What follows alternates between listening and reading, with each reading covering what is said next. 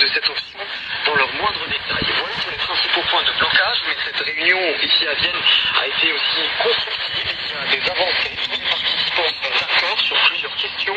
Le processus de transition en Syrie notamment, la perspective d'élection dans ce pays et le rôle que joueront les Nations Unies, les uns et les autres. En tout cas, se sont donné rendez-vous dans 2 semaines ici en Autriche pour la suite de ces tractations internationales. Famille Morenica à Vienne. Et alors que cette nouvelle session de négociation avait lieu à Vienne, les États-Unis, eux, viennent de faire une annonce importante. Celle de déployer dans le nord de la Syrie des troupes au sol, troupes qui devront porter assistance aux rebelles et aux forces kurdes qui se battent contre le groupe État islamique. La Maison-Blanche le précise bien, il ne s'agira pas, dit-elle, de mission de combat. Il n'empêche, c'est une réelle évolution de la stratégie américaine dans le conflit syrien. À Washington, où RFI Anne-Marie Capouaccio. La mission des forces spéciales précise, ces hommes viennent en appui de l'opposition syrienne et des Kurdes. C'est une mission de conseil, précise la Maison-Blanche. Les militaires américains ne seront pas engagés dans les combats. L'objectif est de reprendre aux terroristes de l'État islamique la localité de Raqqa. Ce déploiement s'accompagnera de renforcements plus larges de l'application militaire américaine. Des avions de combat supplémentaires vont arriver en Turquie. C'est donc un réel changement dans la stratégie de Barack Obama qui a maintes fois exprimé son opposition à une intervention au sol. Le ministre de la Défense avait préparé l'opinion à cette inflexion de la politique américaine la semaine dernière devant le Congrès.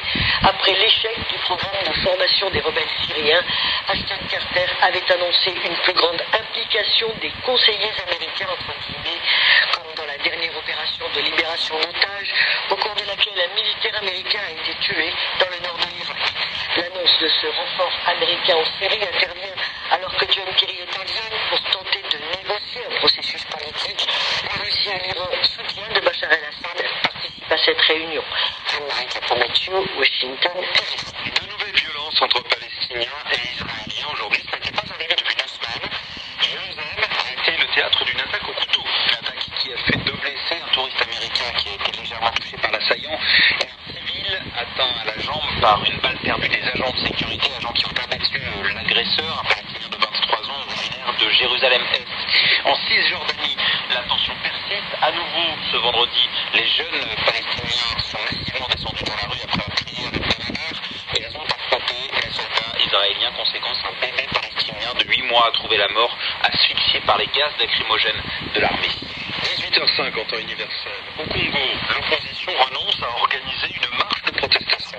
5 jours après le référendum constitutionnel, l'opposition avait appelé ce vendredi à un rassemblement pour contester les résultats, un résultat qui permette une modification de la Constitution et donc qui donne droit au président Denis Sassou Nguesso de se représenter.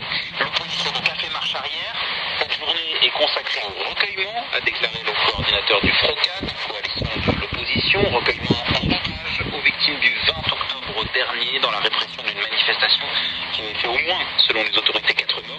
300 personnes se sont donc réunies aujourd'hui à Brazzaville. En Corée du Nord, c'est une décision rare. Le parti au pouvoir va se réunir au Congrès en mai de l'année prochaine. Ah oui, cela n'était pas arrivé depuis 35 ans. L'annonce a été faite par le bureau politique du comité central du Parti des travailleurs dans un communiqué qui a été diffusé par l'agence officielle nord-coréenne. Alors, quels sont les objectifs de ce grand raout? Sylvie Noël a posé la question à Antoine Bondaz, chercheur associé au Centre de recherche Asia Center. Écoutez sa réponse. Le Congrès peut avoir en fait 4 objectifs qui sont complémentaires. Tout d'abord, le retour enfin du parti sur l'armée, et donc ce qui s'inscrit dans la continuité depuis plusieurs années. Aussi de mettre en scène une réélection de Kim Jong-un à la tête du parti. Donc Kim Jong-un pourrait s'en servir pour asseoir sa légitimité à travers une élection. Parce que pour l'instant, il a juste été nommé par le comité central et non pas élu. Troisièmement, cela pourrait permettre de remettre en scène le côté héréditaire du régime.